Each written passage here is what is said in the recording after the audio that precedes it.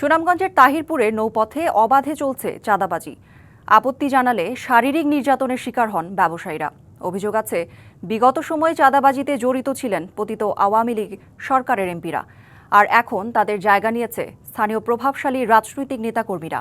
শুধু তাই নয়, চাঁদাবাজির নেপথ্যে থেকে কোটি টাকা হাতিয়ে নেয়ার অভিযোগ উঠেছে তাহিরপুরের সদ্য বিদায়ী উপজেলার নির্বাহী কর্মকর্তার বিরুদ্ধেও। সুনামগঞ্জের তাহিরপুরের 3টি শুল্ক স্টেশন দিয়ে ভারত থেকে আমদানি করা হয় কয়লা ও চুনাপাথর। পরে এখান থেকেই এসব পণ্য দেশের বিভিন্ন জেলায় পাঠানো হয় নৌপথে। এতদিন ব্যবসায়ীদের খাজনা পরিশোধ করতে হতো শ্রীপুর বাজার ও ডাম্পের বাজার নৌঘাটে। ঘাট দুটি থেকে বছরে সরকারের কোষাগারে জমা হতো প্রায় কোটি টাকা।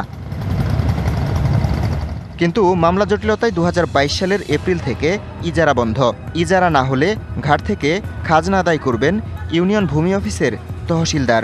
অভিযোগ আছে, নিয়মের ব্যত্যয় ঘটিয়ে নৌপথের নিয়ন্ত্রণ নেন আওয়ামী লীগের স্থানীয় এমপি মোয়াজ্জেম হোসেন রতন ও অ্যাডভোকেট রণজিৎ চন্দ্র সরকার। কোটি টাকার বিনিময়ে চাঁদাবাজির সুযোগ করে দেন নেতাকর্মীদের। এই রতন এবং রঞ্জিতের ছত্রছায়ায় ডাম্পের বাজারে ফুটগাড়ি বিআইডব্লিউটির বিভিন্ন সংস্থা নামে বিভিন্নভাবে লুটপাট চাঁদাবাজি করেছে। এই সমস্ত বিষয় নিয়ে ব্যবসায়ীদের পক্ষে সবসময় আমি সোচ্চার ছিলাম, এখনও আছি। গেল বছরের 5ই আগস্টের পর দিন বদলের স্বপ্ন দেখেন ব্যবসায়ীরা, কিন্তু চাঁদাবাজি জারি রেখেছে আরেকটি প্রভাবশালী চক্র। ব্যবসায়ীরা বলছেন, নদীর বিভিন্ন পয়েন্টে পণ্যবাহী নৌকা আটকে নেওয়া হচ্ছে মোটা অঙ্কের টাকা। আগে তো আসেন না, 500 টাকা আসেন ফুট করে, পরে করছে 1000, আগে 1500 টাকা, এখন আপনার বাড়ায় রাখছে 2000 টাকা। টাকা না দিলে তো হেরা হবো না, আমরা টাকা আনছি অত টাকা দিয়ে দিতাই না করে। মাছ দূর অত্যাচার, হয়তো নৌকা আটকাইয়া তো হয়। স্বৈরাচার এমপিদের নেতৃত্বে এখানে লুটপাট হয়েছে। 5ই আগস্টের পরে যখনই যে ইয়নো ছিলেন, তখন ইয়নেদেরকে নিয়ে বিএনপির নেতৃবৃন্দদেরকে নিয়ে ওইখানে খাস কালেকশনের নামে নৌকা কারখানাসমূহে লুটপাট করা হয়েছে। চাঁদাবাজির ভিডিও ধারণ করতে গেলে টেলিফোনে অজ্ঞাত নম্বর থেকে আসে হুমকি।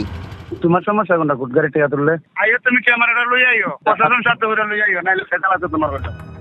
অভিযোগ আছে, চাঁদাবাজির নেপথ্যে থেকে 1 বছরে কোটি টাকা হাতিয়ে নিয়েছেন সদ্যবিদায়ী উপজেলা নির্বাহী কর্মকর্তা মোহাম্মদ আবুল হাশেম। এই কাজে ইউএনওকে সহযোগিতা করেছেন তাহিরপুর সদর ইউনিয়নের চেয়ারম্যান জোনাব আলী। ডাম্পের বাজার, শ্রীপুর ঘাট, বিএনপি নেতা জোনাব আলী, ওনাদের মাধ্যমে কোটি কোটি টাকা লুটপাট হয়েছে নদীতে। টাকা না দিলে মাইর দূর করে ওনারা। পুরা বছরের টাকা লাগিয়েছে একসাথে, এটা ইজারার মতোই জ্বালাইছে আর কি, এটা আইনে ধরে না, পুরা টাকা ইজারা তো লিখিত ভাবে কিছু দিছে না। এককালীন যে টাকাটা, এই টাকাটা কই জমা হয়েছে, কি হয়েছে, সরকারি কোষাগারে জমা হয়েছে কি আদৌ না জমা হয়েছে না, তহসিলদারে জিগাইলে ইউএনওর কথা বলে, ইউএনওরে কল দিলে ইউএনও এই ব্যাপারে মোবাইলে কথা বলে না। তবে অভিযোগ অস্বীকার করেছেন জোনাব আলী।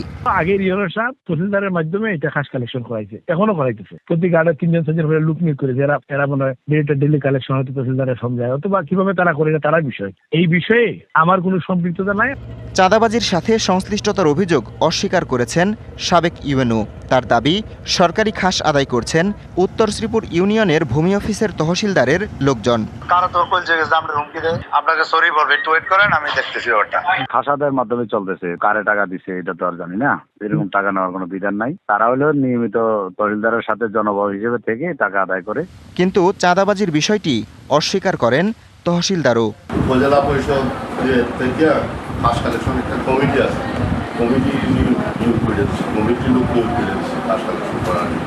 আমি খাস কালেকশন করলে তো আমি মজুত করে পারতাম। এ বিষয়ে তদন্ত করে ব্যবস্থা নেওয়ার কথা জানান জেলা প্রশাসক। কে তুলছে কে তুলে না, এটা আমি আপনাদের কাছ থেকে শুনলাম এই ইস্যুটা। এই বিষয়ে অধিকতর খোঁজ খবর নিব এবং যদি কোনো ধরনের অনিয়ম ব্যত্যয় হয়ে থাকে সেটা প্রতিকার করার চেষ্টা করব। ব্যবসা বাণিজ্যের প্রসারে চাঁদাবাজি বন্ধে দ্রুত পদক্ষেপ চান ব্যবসায়ীরা। DBC news desk.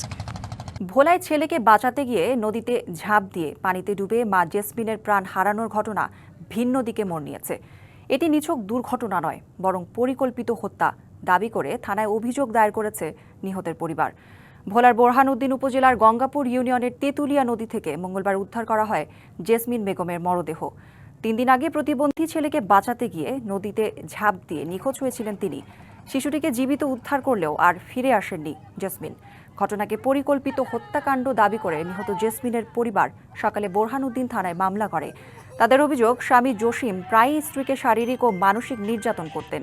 এ নিয়ে একাধিকবার সালিশ হয়েছে। জসিম ঢাকায় গিয়ে দ্বিতীয় বিয়ে করেছেন। জেসমিন 2 প্রতিবন্ধী সন্তানকে নিয়ে শ্বশুরবাড়িতে থাকতেন। শ্বশুরবাড়ির লোকজনও যৌতুকের জন্য তাকে নির্যাতন করত। এদিকে মিথ্যা অপবাদ দেয়া হচ্ছে দাবি করেন জেসমিনের স্বামী। ময়নাতদন্তের প্রতিবেদন পাওয়ার পর পরবর্তী ব্যবস্থা নেওয়া হবে জানায় পুলিশ। কোনদিন আমার ওয়াইফের আমি চাই আমার ওয়াইফে কেউ দেখে নাই যে আমার বোন সেখানে লাভ দিছে, এরকম কথা কেউ বলতে পারবে না, এবং কি তার শাশুড়িও না। 20 তারিখের দিকে তার ছেলে নাকি পানিতে পড়ছে, উনি উদ্ধার করতে যাই নাকি উনিও সেই পানিতে ডুবে গেছে। ডুবে যাওয়ার পর আজকে তার লাশ পাওয়া গেছে। লাশ পাওয়ার পর সংবাদ পেয়ে আমরা আসছি, লাশ মর্গে প্রেরণ করবো। মর্গে প্রেরণ করে ডাক্তারের পরীক্ষা যে রিপোর্ট আসে, রিপোর্ট অনুযায়ী আমরা পরবর্তী কার্যক্রম গ্রহণ করব। মুন্সিগঞ্জের টঙ্গীবাড়িতে বাস চাপায় এক মাদ্রাসার শিক্ষার্থীর মৃত্যু হয়েছে। দুপুরে টঙ্গীবাড়ি উপজেলার রান্ধুনীবাড়ি সরকারি প্রাথমিক বিদ্যালয়ের সামনের সড়কে ওই দুর্ঘটনা ঘটে। এতে ক্ষুব্ধ হয়ে বাসটিতে আগুন দিয়েছেন স্থানীয়রা। বেতকা পরিবহনের একটি বাস ঢাকা থেকে টঙ্গীবাড়ির বেতকা এলাকায় যাওয়ার পথে উপজেলার রান্ধুনীবাড়ি এলাকায় এক মাদ্রাসা শিক্ষার্থীকে চাপা দিলে ঘটনাস্থলেই মারা যান তিনি। নিহত আরবি মাদ্রাসা থেকে বাড়ি ফিরছিলেন। স্থানীয় জনতা ক্ষুব্ধ হয়ে ওই বাসে আগুন ধরিয়ে দেয়। পরে ফায়ার সার্ভিসের কর্মীরা গিয়ে আগুন নিয়ন্ত্রণে আনে। আগুন দেওয়ার আগে যাত্রীরা বাস থেকে নিরাপদে নেমে যান।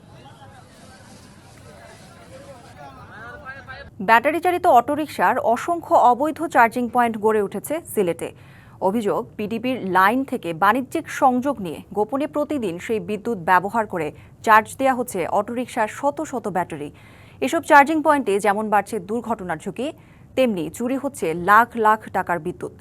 ভ্রাম্যমাণ আদালতের অভিযানে বেশ কিছু চার্জিং পয়েন্টের সংযোগ বিচ্ছিন্ন করেছে পিডিবি।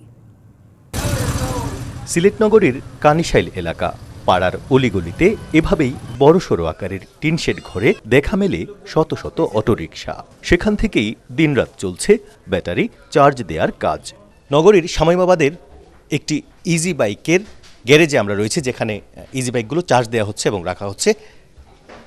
এখানে অবৈধ বিদ্যুৎ সংযোগ এনে এই গ্যারেজের ভেতরে লম্বা 2টি লাইন তৈরি করা হয়েছে, যে লাইনগুলো কেটে অত্যন্ত ঝুঁকিপূর্ণভাবে সেই লাইনগুলো থেকে ব্যাটারি সরাসরি চার্জ দেওয়া হচ্ছে। এরকম শত শত ইজি বাইকের ব্যাটারি এভাবে চার্জ দেওয়া হয় প্রতিদিন। এরকম অসংখ্য চার্জিং পয়েন্টের সন্ধান মেলে ভ্রাম্যমাণ আদালতের অভিযানে। এক একটি অটোরিকশা ব্যাটারির চার্জ দেওয়া হয় 80 থেকে 100 টাকার বিনিময়ে। অবশ্যই আমি গভর্নমেন্টকে ট্যাক্স দিতে রাজি। আমি গভর্নমেন্টের যে সমস্ত নীতিমালা দেবে, আমি গভর্নমেন্টের সমস্ত ক্রাইটেরিয়া আপনি মেনে গাড়ি চালাতে রাজি আছি। অভিযানে বিদ্যুতের মিটার ও তার জব্দের পাশাপাশি বেশ কয়েকটি পয়েন্টে সংযোগ বিচ্ছিন্ন করে ভ্রাম্যমাণ আদালত। চার্জিং পয়েন্টগুলো বিদ্যুৎ বিচ্ছিন্নকরণের কাজ চলছে।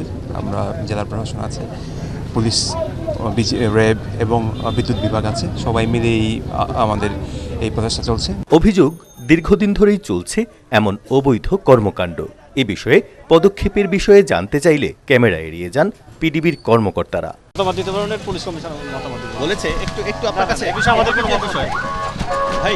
তবে মানবিক দিক বিবেচনায় শারীরিক প্রতিবন্ধী ও ক্ষতিগ্রস্তদের সীমিত পরিসরে অটোরিকশা চালানোর অনুমতি চেয়েছেন অনেকে।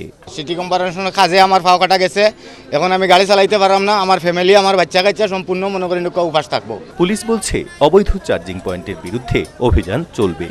আমাদের মূল উদ্দেশ্য হলো নিরাপদ সিলেট নগরী গড়া। এই নিরাপদ করতে গিয়ে যেখানে যেখানে হাত দেওয়া দরকার, যে কোনো অপরাধ সহ যে কোনো বিষয়ে আমরা সামাজিকভাবে সিলেটের সুশীল সমাজ যেটি চাইবে, সিলেটবাসীর যে প্রত্যাশা সেটি পূরণে আমরা কাজ করি। সড়কে শৃঙ্খলা ফেরাতে অভিযানের পাশাপাশি অনুমোদনহীন যানবাহন আমদানি ও বিক্রি বন্ধের দাবি সিলেটবাসীর। Pratyush Talukdar, DBC news, Sylhet. শারদীয় দুর্গোৎসব উপলক্ষে বিএনপির ভারপ্রাপ্ত চেয়ারম্যান তারেক রহমানের পক্ষ থেকে হবিগঞ্জের নবীগঞ্জ উপজেলার 84টি পূজা মণ্ডপে নগদ অর্থ অনুদান দেওয়া হয়েছে। বুধবার দুপুরে নবীগঞ্জ শহরের গোবিন্দজিউ মন্দিরে আয়োজিত অনুষ্ঠানে পূজা মণ্ডপগুলোর দায়িত্বশীলদের হাতে নগদ অর্থ তুলে দেন হবিগঞ্জ 1 আসনে বিএনপি থেকে মনোনয়ন প্রত্যাশী নবীগঞ্জ পৌরসভার সাবেক মেয়র সাবির আহমদ চৌধুরী। চাঁপাইনবাবগঞ্জের চানশিকারি সীমান্ত দিয়ে 19 জনকে পুশিন করেছে ভারতের সীমান্তরক্ষী বাহিনী বিএসএফ। বুধবার ভোরে ভোলাহাট উপজেলার ওই সীমান্ত দিয়ে তাদের ঠেলে পাঠানো হয়। পরে বাংলাদেশের সীমান্তরক্ষী বাহিনী বিজিবির টহল দল তাদের আটক করে। আটকদের মধ্যে 6 জন নারী, 10 জন পুরুষ ও 3 শিশু। তারা সবাই বাংলাদেশি নাগরিক। কাজের সন্ধানে অবৈধভাবে ভারতে গিয়েছিলেন তারা। সেখানে গ্রেপ্তারের পর সাজা ভোগ শেষে বিএসএফ এর কাছে হস্তান্তরের পর তাদেরকে বাংলাদেশে পুশিং করা হয়। ডিবিসি সারা বাংলায় এই ছিল এখনকার মতো। ডিবিসির সঙ্গেই থাকুন।